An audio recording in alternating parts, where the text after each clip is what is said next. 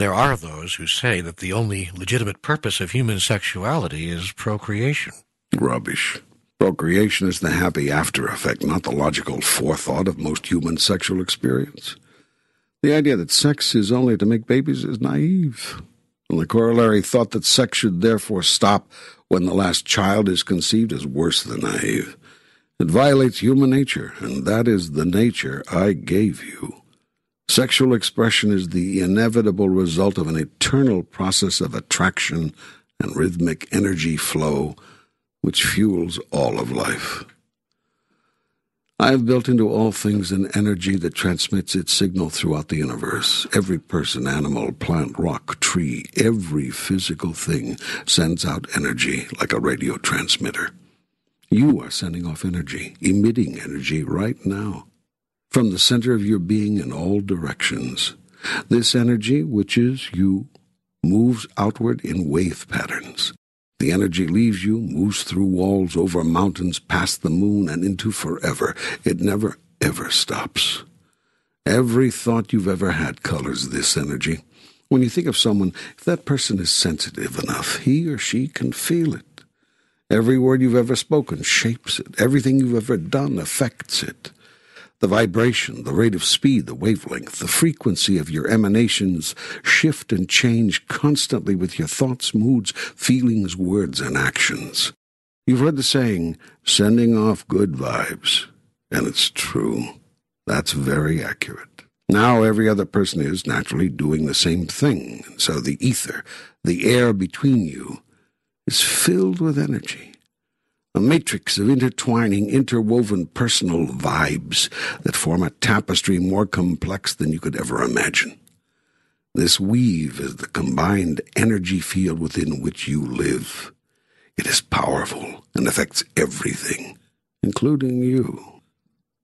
You then send out newly created vibes, impacted as you are by the incoming vibes to which you are being subjected, and these in turn add to and shift the matrix, which in turn affects the energy field of everybody else, which impacts the vibes they send off, which impacts the matrix, which impacts you, and so forth.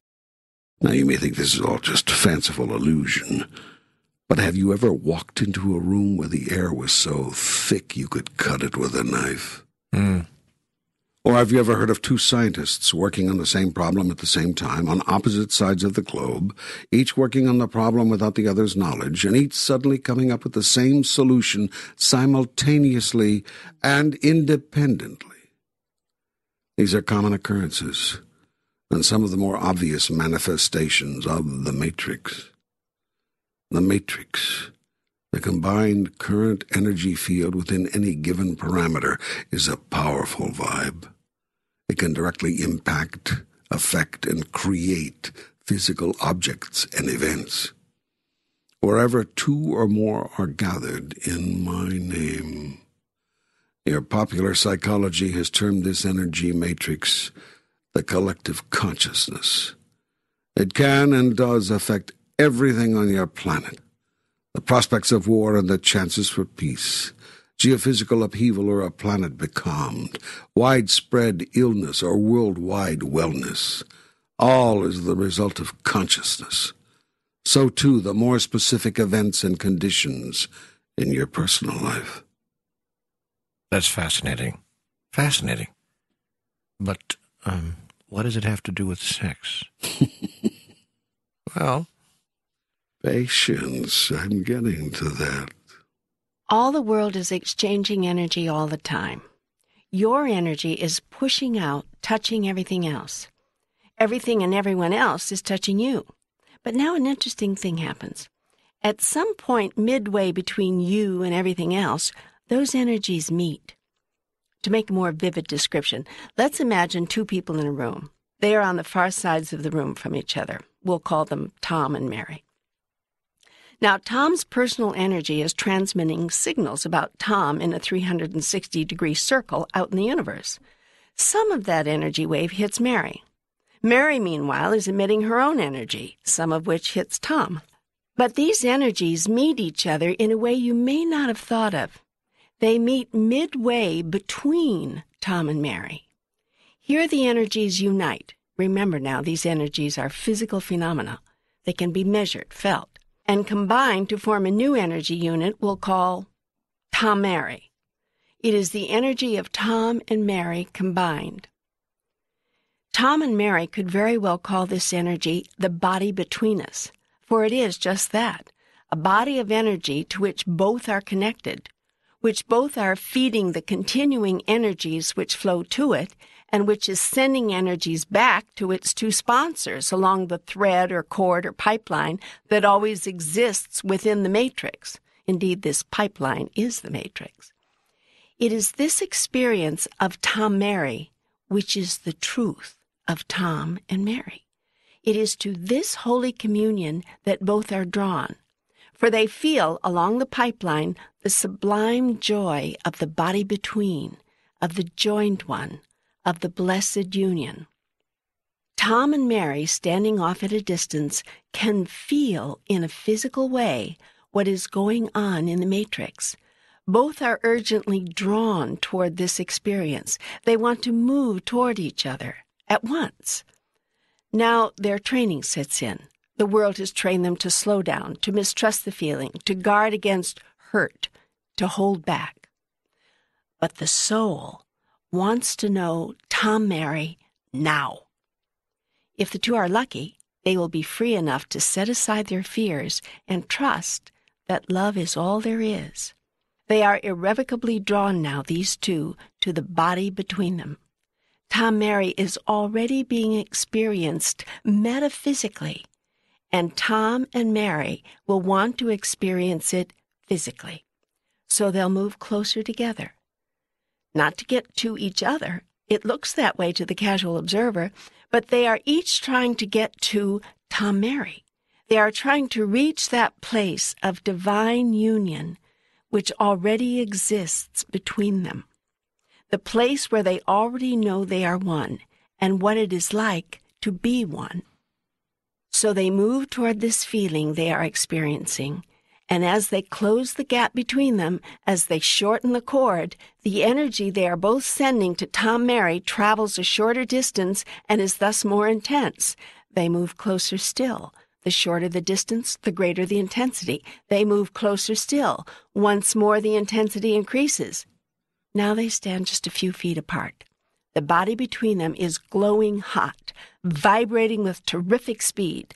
The connection to and from Tom-Mary is thicker, wider, brighter, burning with the transfer of incredible energy. The two are said to be burning with desire. They are. They move closer still. Now they touch. The sensation is almost unbearable, exquisite. They feel at the point of their touch all the energy of Tom-Mary, all the compacted, intensely unified substance of their combined being. If you open yourself to your greatest sensitivity, you'll be able to feel this subtle, sublime energy as a tingling when you touch. Sometimes the tingling will run right through you, or as heat at the point of your touch, heat which you may also suddenly feel throughout your body, but concentrated deeply within your lower chakra or energy center. It will burn there especially intensely, and Tom and Mary will now be said to have the hots for each other.